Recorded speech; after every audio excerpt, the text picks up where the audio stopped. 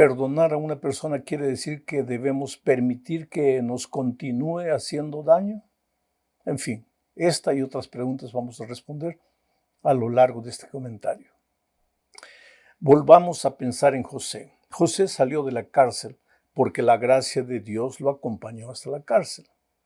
Salió de allá, ahora fue colocado como un hombre de los principales en Egipto, porque en la cárcel él profetizó los años de hambruna que llegarían a la tierra.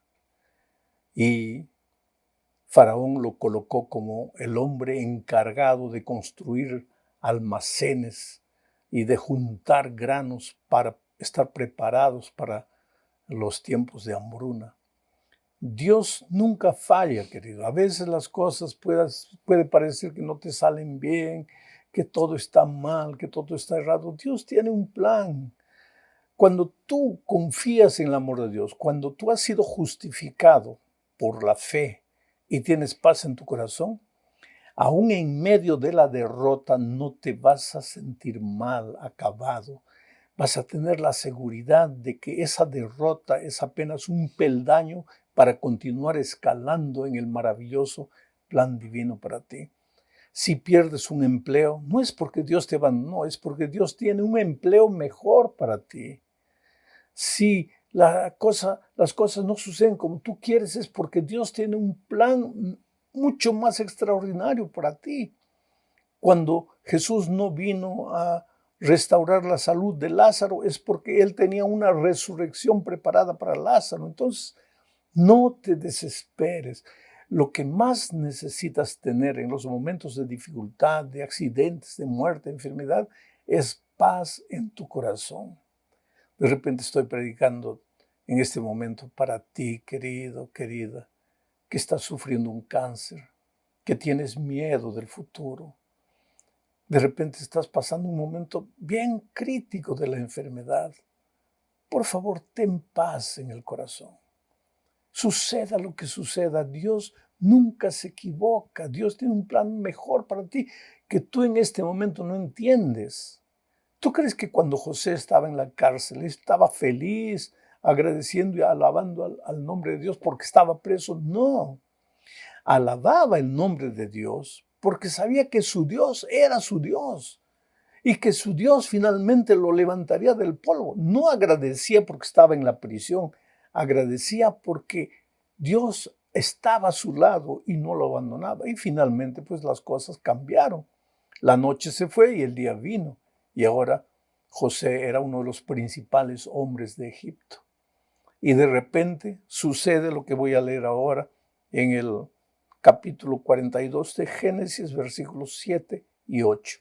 Y José, cuando vio a sus hermanos, los conoció, mas hizo como que no los conocía, y les habló ásperamente y les dijo: ¿de dónde habéis venido?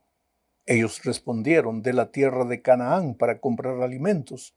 José pues conoció a sus hermanos, pero ellos no le conocieron. Qué cosa interesante. Cuando la hambruna no llegó solo para Egipto, se extendió hasta la tierra de Canaán.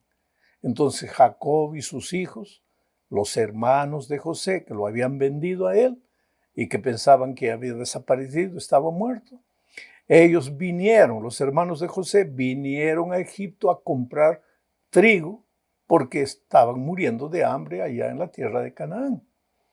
Y cuando llegaron a hablar con José, José los reconoció, dice la Biblia, pero ellos no lo reconocieron. Y les habló ásperamente, no porque estaba guardando rencor, sino porque quería probarlos, quería confrontarlos con la realidad. Porque José ya había perdonado a sus hermanos hace mucho tiempo. La Biblia no dice en qué momento los perdonó, pero te digo una cosa. Una persona que guarda rencor en su corazón, una persona que no es capaz de perdonar a sus ofensores por lo que le hicieron, esa persona está imposibilitada de vencer en la vida, de triunfar en la vida. Porque lo primero que tú necesitas tener en el corazón para vencer en la vida es paz. Pero para tener paz tienes que haber probado el perdón divino. Pero para probar el perdón divino tienes que haber perdonado a tus ofensores. Porque cuando tú no perdonas a alguien, tú no crees en el perdón divino, porque tú raciocinas humanamente así. Si yo no puedo perdonar a este que me ofendió, ¿cómo es que Dios me va a perdonar a mí? No, Dios no me va a perdonar. Y si no tienes el perdón de Dios, tu corazón está amargado. Y con ese corazón amargado es imposible vencer en la vida. Por eso el perdón tiene un poder curativo extraordinario. Vamos a la segunda parte de este comentario, hablando de lo que sucedió cuando José se encontró con sus hermanos. Génesis capítulo 42, versículos 21 al 24. Y decían el uno al otro, quiere decir los hermanos de José, ¿no? Y decían el uno al otro, verdaderamente hemos pecado contra nuestro hermano, pues vimos la angustia de su alma cuando nos rogaba y no le escuchamos. Por eso ha venido sobre nosotros esta angustia. Entonces Rubén les respondió diciendo, ¿no os hablé yo y dije, no pequéis contra el joven y no escuchasteis? He aquí también se nos demanda su sangre. Pero ellos no sabían que los entendía José, porque había intérprete entre ellos. Y se apartó José de ellos y lloró. Después volvió a ellos y les habló, y tomó de entre ellos a Simeón y lo aprisionó a vista de ellos. Qué cosa tremenda esto, querido. La culpa nunca abandonó a los hermanos de José, desde que lo vendieron. Cualquier cosa mala que le salía, ya pensaban, es por lo que le hicimos a nuestro hermano. Si alguien se enfermaba, es por lo que le hicimos a nuestro hermano. Ahora cuando la hambruna llegó, es por lo que le hicimos a nuestro hermano. Ahora cuando llegaron a Egipto y José los trató mal, y ellos no sabían que era José, pensaron, se sintieron amenazados y pensaron, es por lo que le hicimos a nuestro hermano. Y entonces Rubén se levantó. Rubén es el hermano que cuando José estaba en el pozo, porque ellos querían matarlo de hambre y de sed, Rubén dijo, no debemos, lo sacó y los vendieron como esclavo para Egipto. Entonces Rubén les dijo a los hermanos, ¿se acuerdan lo que yo les dije? No toquen a él, su sangre va a clamar por nosotros. Y hoy día estamos pagando por lo que hicimos. Ahora me impresiona en esta parte que dice así, ellos hablaban en hebreo, pero que hablaba en el idioma egipcio, se comunicaba con ellos a través de un intérprete, pero ellos no sabían que José entendía hebreo, porque pues era hermano de ellos, había crecido con ellos. Y entonces mientras ellos se acusaban, esto nos está sucediendo porque le hemos hecho mal a nuestro hermano, José entendió todo y se retiró y lloró. Aquí José es la figura del Señor Jesucristo. Que cuando a veces nosotros, querido, porque hemos caído, hemos pecado, hemos herido el corazón de Dios, vivimos atormentados en esta vida, todo lo que nos sucede mal, ay, por mi pecado, ay, por mi pasado, ay, porque esto, ay, porque aquello. Jesús, que sabe todo, que entiende todo lo que pensamos, llora, porque Él vino a la cruz del Calvario a morir por ti, para que tú no vivas atormentado. Pero a veces tú no eres capaz de aceptar el perdón divino porque no eres capaz de perdonar a tu hermano. Y porque si tú crees que no puedes perdonar a tu hermano, ¿cómo vas a creer que Cristo te perdona a ti? Pero en este momento yo te digo, no importa lo que hayas hecho en la vida, no importa que tus manos estén manchadas de sangre, no importa que hayas sido un traficante de drogas, no importa cuán malo hayas sido, arrepiéntete. ¿Qué quiere decir arrepentirte? Arrepentirse, dar media vuelta, Reconoce tu pecado, porque mientras no reconozcas tu pecado, no hay solución para tu problema. Arrepiéntete. Arrepentimiento es reconocer el pecado y abandonar el pecado, corregir el rumbo de las cosas. Los hermanos de José reconocían su pecado, pero no podían hacer nada para resolver el problema porque ellos pensaban que José estaba muerto, pero José estaba vivo. Y los trató con rudeza para confrontarlos con su realidad. Y quedó triste José al comprobar que ellos realmente no habían tenido paz durante todos aquellos años. Ahora te digo una cosa, querido. Una persona que no es capaz de perdonar no puede tener paz. Yo prediqué una vez en Río de Janeiro, llegué a mi hotel y entonces recibí una llamada telefónica de una mujer brava que me dijo, claro, para ti es fácil predicar del perdón porque a ti nadie te ha ofendido, nadie te ha herido, pero yo no puedo perdonar, yo no debo perdonar. Y me contó su historia. Su mejor amiga, a quien ella había recibido en la casa para hospedarla, huyó con su esposo, con el esposo de ella, su mejor amiga. Y ahora vivían ahí, la dejaron sola a ella, abandonada, y ellos vivían felices por ahí. Y ella decía, yo quiero que esos dos se mueran, yo no los voy a perdonar, ni que vengan arrodillados a pedirme perdón, no los voy a perdonar. Y yo le dije, mira, vamos a raciocinar un poco, olvídate de la religión, apliquemos la lógica, vamos a raciocinar un poco. Esas dos personas que te hirieron, te ofendieron, te traicionaron, están allá viviendo felices, ni se acuerdan que tú existes. Pero tú todos los días, de mañana y de noche y a lo largo del día, vives remoliendo, rumiando tu odio, tu rencor, malditos, quiero que mueran, no los voy a perdonar. Ellos ni se acuerdan de ti, pero tú 24 horas por día estás pensando en ellos. Quiere decir, si ellos ya te hicieron mal traicionándote, no permitas que te sigan haciendo mal. Porque cuando tú guardas el rencor en tu corazón, tu rencor no les hace sufrir a ellos ni un poco. Ellos siguen felices. Pero tu rencor es como el veneno que te va envenenando a ti. Tu corazón es como un depósito lleno de veneno y ese veneno va carcomiendo tu vida. Entonces, aunque sea por amor a ti mismo, perdónales. Y ella quedó brava, ¿sabes? Brava. Me colgó el teléfono. Pero años después me encontré con ella, bien casada, con una hijita, feliz de la vida.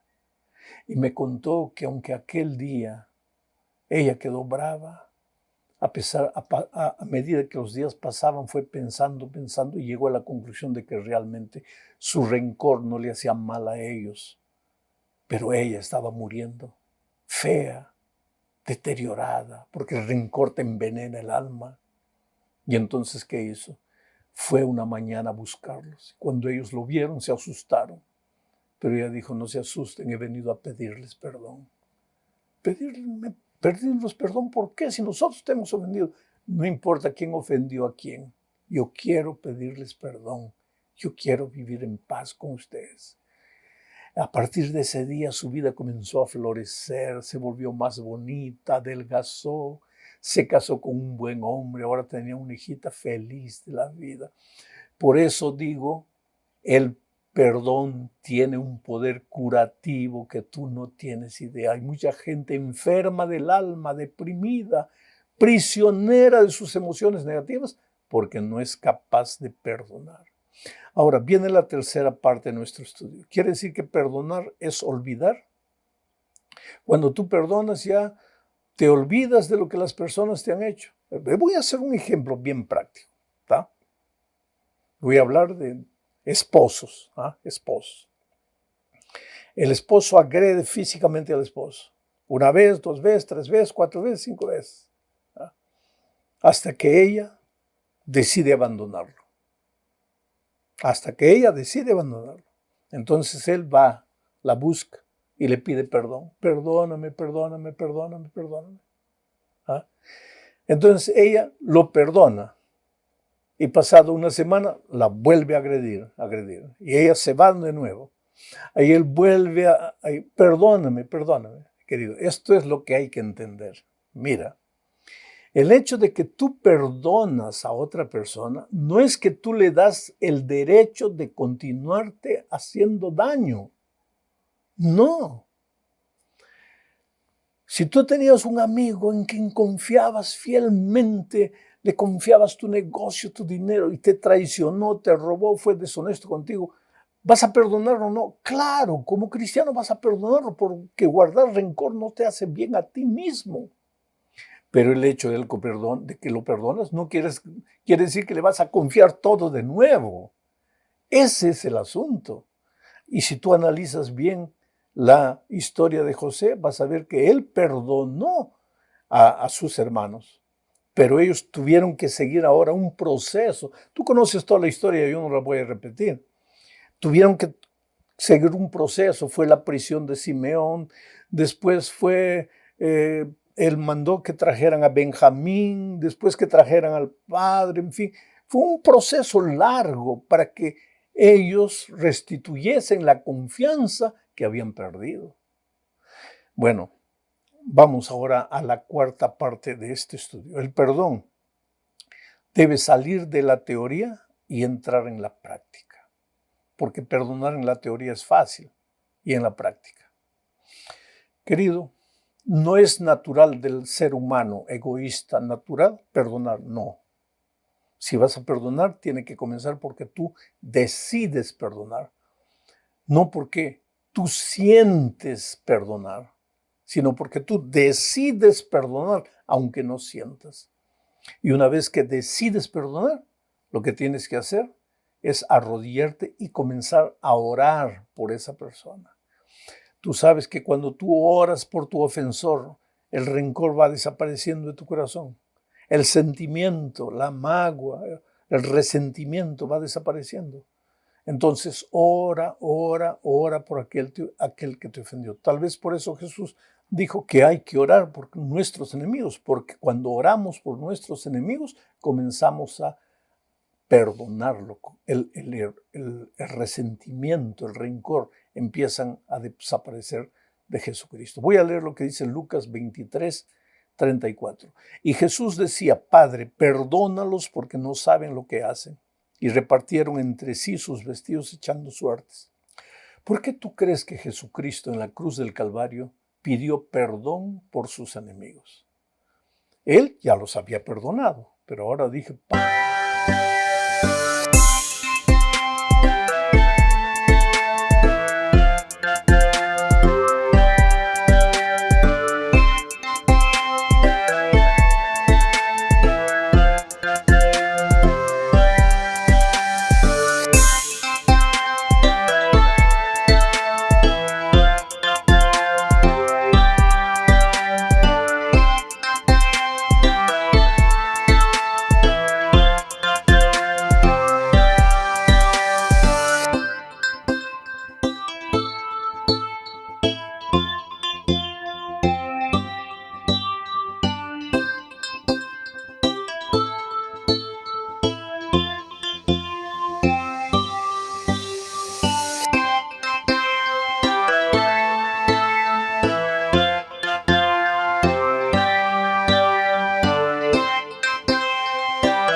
perdónales, porque ellos no saben lo que hacen.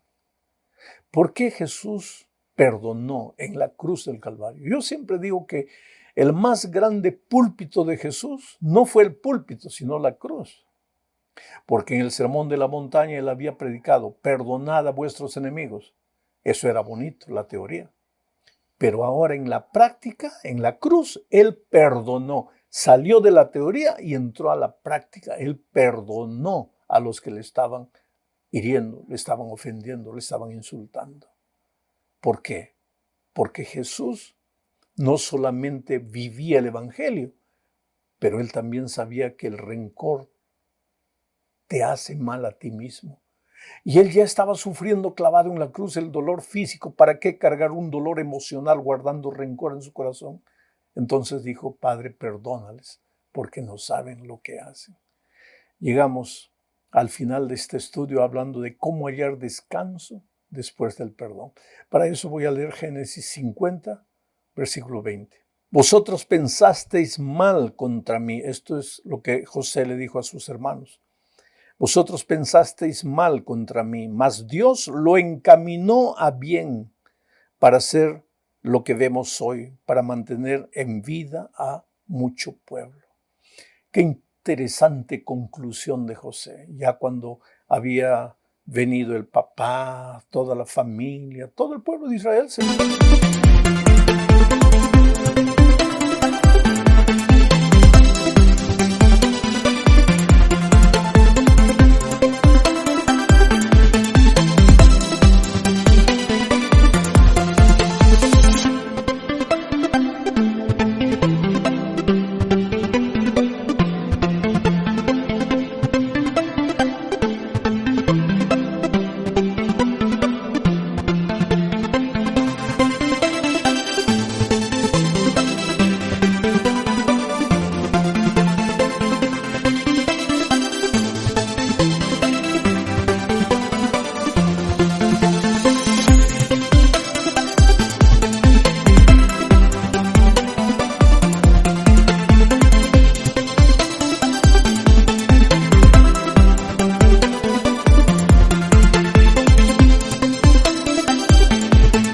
vino para Egipto. Por eso finalmente cuando subió otro faraón ya ellos habían sido esclavizados, fueron esclavizados por los nuevos faraones.